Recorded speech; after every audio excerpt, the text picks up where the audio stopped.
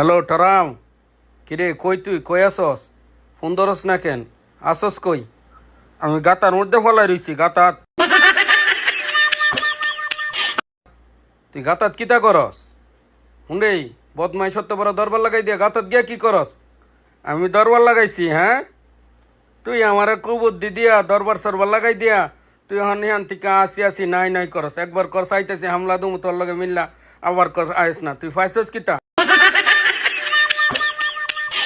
তোর বুদ্ধি হইনা আজকে অবস্থা। আমি তোরে বুদ্ধি দিছি হুন্ডেই এ বদমাইশ। আমি তোর না, তুই কইছত না, তোর কারণে এই অবস্থা। আমি তোরে একবার কইছি রে, তুই হন হামলা দে। কইছি সময় হইলে হামলা দিস, একটু ধৈর্য ধর, সুবুর কস।